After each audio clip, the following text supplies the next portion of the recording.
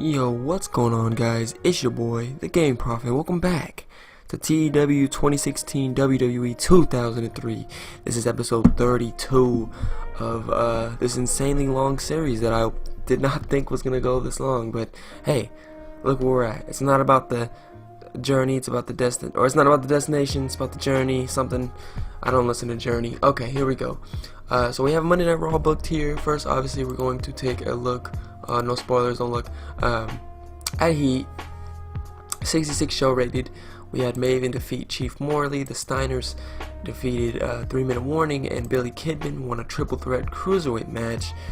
Now we're gonna move on to Monday Night Raw, and I'm excited about this episode, but I'm also a little worried about some of the stuff on this episode. So we'll see.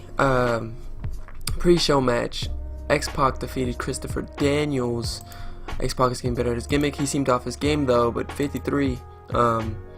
Next week he has a tournament match, as you guys see over here, your little tournament bracket. He has a match against Randy Orton. So just trying to get him some momentum headed into that, see where he's at performance-wise. Like I said, 53. Next up we had Beth Phoenix defeat Natty Neidhart, Natalia. 22 from Natty, 15 from Beth, 21 rated.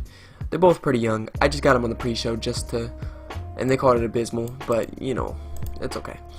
The show starts off with Eric Bischoff. He announces tonight the world title match will be, and he points up, and everyone knows because everyone in the arena's seen it already, but there's a steel cage hanging, and he says tonight it's going to be a steel cage match, Triple H versus Goldberg. That way Evolution can't interfere. And then we have an Intercontinental Tournament match. Let me bring this over for you guys so you guys can see it. Here's a little recap. So Lance Storm just defeated Rikishi, so now he's going to go on to face Hurricane. We also have Kenya versus Dreamer tonight, and Goldust versus Christian. So we're going to put this back over here in a little spot. Sure, right there works. So yeah, Lance Storm defeats Rikishi because William Regal helped him out, his tag team partner. Lance Storm 73 though, so he's gonna have some good matches, especially that second round against the Hurricane. Shawn Michaels calls out The Rock, but he's not here. Instead, he gets Ric Flair, the Nature Boy, accompanied obviously by Evolution. So we're getting Shawn Michaels versus Ric Flair instead of Shawn Michaels versus The Rock. But I think next week we're going to do a WrestleMania rematch, HBK versus The Rock, because the WrestleMania match, it was just a little underwhelming. I think they need a little rematch on Raw with the pressure a little bit down. 82 for Shawn Michaels and Ric Flair. Ric Flair was tired towards the end, but still had a 69. Shawn Michaels 97.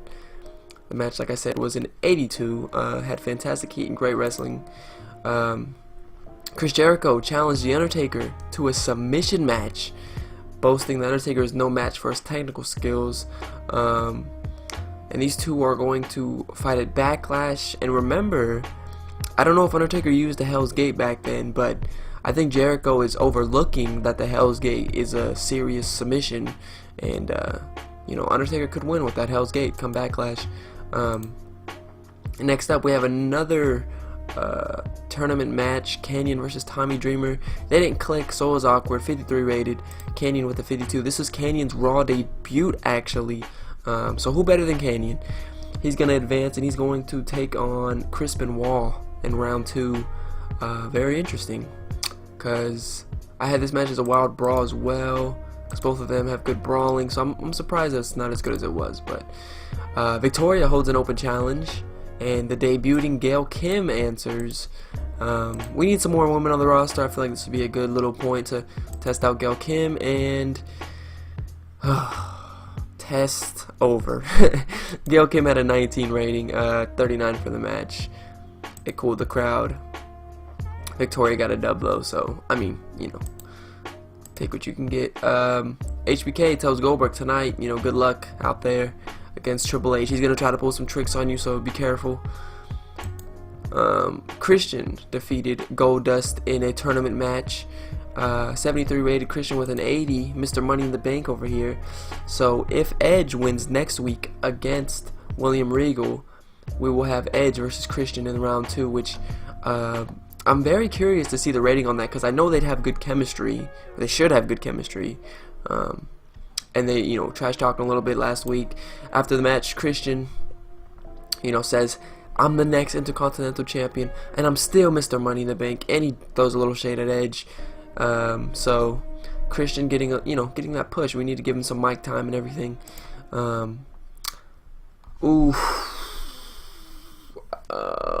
Why is this a 78 when there's an 89 and a 92 in here? Goldberg defeats Triple H in a cage match to retain his world title. I'm so confused. Why? Inconsistency. Oh, short match length. Well, every time I make the match over 15 minutes, Goldberg gets visibly tired towards the end, so I didn't want to. Oh man. Post match. Now this is a big segment. Like, put out, you know, good stops for this. But Evolution came in the cage and they were beating up Goldberg. So Batista, Ric Flair, Randy Orton, they were just stomping him down. When Shawn Michaels comes out for the save, but he climbs the cage and he jumps off the cage at Evolution to save Goldberg. He jumps off the cage. I did give I don't know if it says here, but I made it a little bit risk for Shawn Michaels, so that, you know, that way in case he does get injured, it makes sense. Because he jumped off a cage, so I put it to where, you know, he has a low risk of getting an injury, and luckily he didn't. So 83 rated for the show. I was actually expecting that Goldberg Triple H match to be like high 80s, so that kind of threw everything into disarray. But I'll take an 83.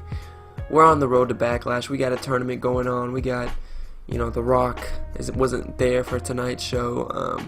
So next week's Raw, I think I'm going to go with Rock versus Shawn Michaels for the main event.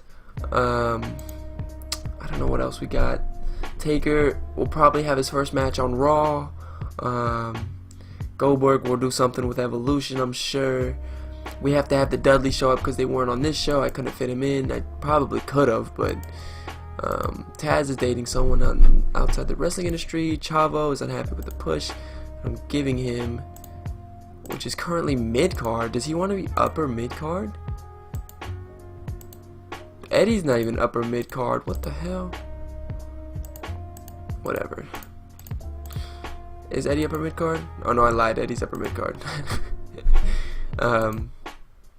Amazing Red, a lot of you told me to sign. He is in a lot of promotions right now, so I think I have him shortlisted. I think I'm going to wait to sign him because look, his popularity is already going up in a lot of different regions because he's in All Japan Pro Wrestling. He's in TNA, he's in MLW, he's in ECWA, he's in Ring of Honor. He's 2 different champions right now, including a heavyweight champion. So I'm going to let him keep doing his thing, and then I'm going to definitely give him a call for the cruiserweight division and all that good stuff. But yeah, if you guys did enjoy this video, please leave a like down on it. As always, I'm the Gaming Prophet, and I will talk to you guys in the next one.